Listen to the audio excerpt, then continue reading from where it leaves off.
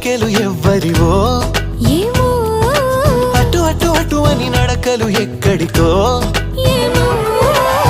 సడేలేని అలజడేదో ఎలా మదికి వినిపించిందో స్వరం లేని ఏ రాగంతో చిలిమికెలా స్వాగతమందో ఇలాంటివే తెలియక ముందే మనం మరే కథానిక మొదలైందో మనే కథానిక మొదలైందో ఇటు ఇటు ఇటు అని చిటికెలు ఎవ్వరివో ఏమో అటు అటు అటు అని నడకలు